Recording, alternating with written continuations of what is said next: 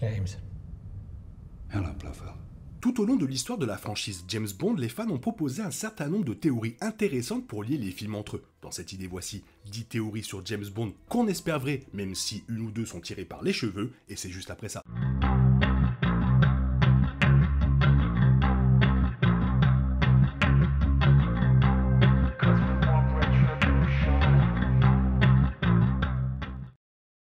Certaines de ces théories existent depuis des décennies, tandis que d'autres se concentrent sur des films plus récents. James Bond reste frustrant et vague sur certains de ses détails clés. D'autres franchises proposent à leurs fans des spin-offs et des projets dans différents médias pour construire le monde autour de leurs personnages. Mais une partie de l'attrait de James Bond réside dans son passé mystérieux. C'est un agent secret après tout. Naturellement, les fans ont créé leurs propres théories pour combler les lacunes du super détective international.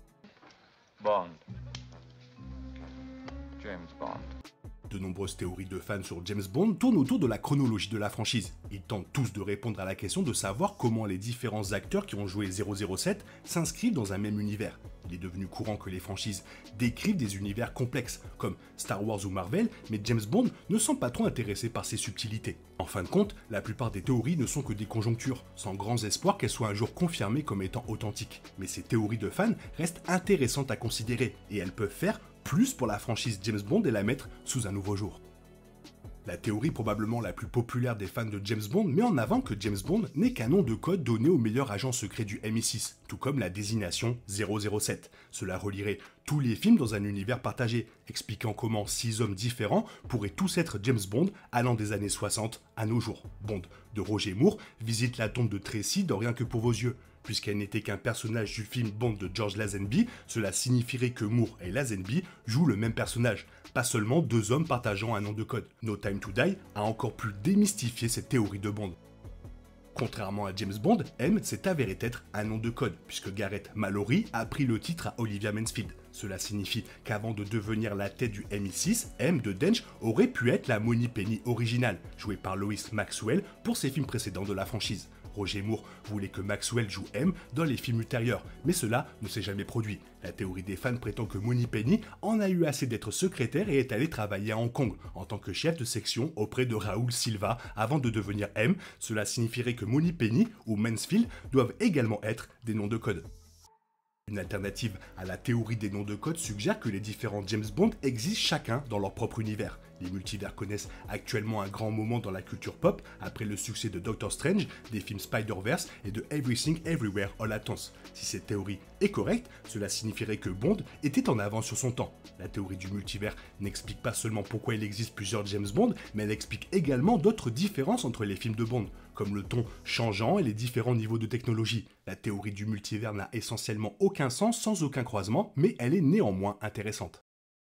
Si les martinis de Bond sont fades, il lui sera alors plus facile de détecter les ingrédients qui n'y appartiennent pas. Même ceux qui ne regardent pas les films de Bond connaîtront sa célèbre commande de martini. En VO, il dit « secouer pas remuer », en français cela donne « au shaker et pas à la cuillère ». L'une des rares constantes tout au long des décennies de la franchise, l'ordre particulier du martini de Bond est l'une des particularités du personnage, mais il reflète également les préférences de l'auteur Ian Fleming. Secouer une vodka martini peut améliorer la texture, mais certains amateurs de cocktails ont affirmé que secouer affaiblirait la saveur de la boisson. Une théorie de fans suggère que c'est précisément le sujet. Si les martinis de Bond sont fades, il lui sera alors plus facile de détecter les ingrédients qui n'y appartiennent pas, comme le poison provenant d'agents ennemis. Si James Bond est un nom de code, cela pourrait signifier que Bond de Pierce Brosnan peut apparaître à l'époque Craig. Potentiellement, la haine de Raoul Silva envers M pourrait provenir d'un chapitre invisible de la vie de Bond, lorsque M l'a désavoué et lui a retiré son nom de code. Raoul Silva, le méchant de Skyfall, est un ancien agent du MI6 qui revient pour se venger de M. Puisque Judi Dench joue M aux côtés de Brosnan et Craig, il est possible que son passé avec Silva soit survenu alors qu'il travaillait dans le rôle de James Bond. Skyfall a presque vu Bond et Silva faire équipe, et elles semblent être les deux faces d'une même médaille. Skyfall révèle quelques détails mineurs sur l'histoire de James Bond, notamment une visite sur la tombe de ses parents, ce qui donne l'impression que Bond n'est pas un nom de code. Cependant, ce détail pourrait être un indice sur une autre théorie intéressante, selon laquelle Bond de Daniel Craig serait le fils de la version originale de Sean Connery. Le nom du père de James Bond se révèle être Andrew, mais son deuxième prénom aurait pu être James, et c'est le nom qu'il a utilisé pour ses missions. Cette théorie expliquerait pourquoi Bond est un espion si naturel, puisque son père aurait pu lui apprendre certains de ses vieux trucs avant sa mort. The name's Bond. James Bond. Cela serait extrêmement controversé et de nombreux fans détesteraient que cette théorie soit confirmée. La franchise James Bond est principalement ancrée dans la réalité, bien qu'une exception notable à cette règle soit la gamme de gadgets de science-fiction que Q crée pour que Bond puisse les utiliser sur le terrain, en particulier dans certains films précédents. Si le MI6 dispose de technologies aussi avancées, il est possible que Bond lui-même soit le résultat d'un projet visant à créer un super espion artificiel. Cela expliquerait l'extrême résilience de Bond et certaines de ses incroyables compétences. Même s'il n'est pas un robot, il pourrait être génétiquement amélioré d'une manière ou d'une autre, ou il pourrait avoir certains implants cybernétiques. Des années après avoir quitté Bond, Sean Connery est apparu dans The Rock de Michael Bay, dans le rôle d'un autre agent du renseignement britannique nommé John Mason.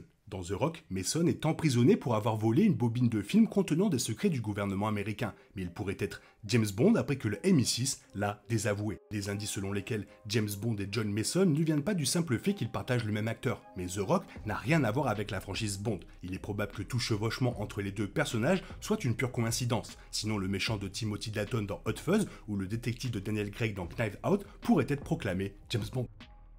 Un espion condamné est quelqu'un qui est envoyé dans les situations dangereuses pour distraire l'ennemi pendant que les vrais agents travaillent en arrière-plan. James Bond est certainement une présence distrayante pour tout méchant, et il passe souvent autant de temps à essayer de se débarrasser de lui qu'à travailler sur leur propre plan.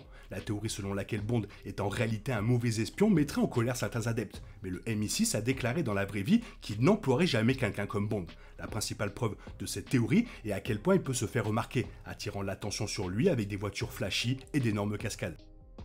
Écrire sur James Bond aurait pu être une manière pour Fleming de partager ses incroyables histoires. L'auteur de James Bond, Ian Fleming, affirme avoir basé son personnage sur un amalgame de personnes qu'il a rencontrées dans le renseignement naval britannique pendant la Seconde Guerre mondiale, et de son propre frère, qui a effectué plusieurs missions derrière les lignes ennemies. Cependant, il est possible que Bond soit plus autobiographique que Fleming ne le laisse entendre. Fleming était impliqué dans une certaine mesure dans l'espionnage, bien que l'étendue de cette implication soit discutable. Écrire sur James Bond aurait pu être une façon pour Fleming de partager ses histoires incroyables sans violer directement son serment de secret. Certains films de James Bond sont directement basés sur les livres de Fleming, même si le personnage a pris sa propre voix. Voilà, n'hésite pas à me dire ce que tu penses de tout ça dans la zone commentaire, sinon il est temps pour toi de reprendre le cours normal de ta vie. On se retrouve bientôt pour une nouvelle vidéo. Bisous bisous, bye bye. Oh yeah, we want retribution.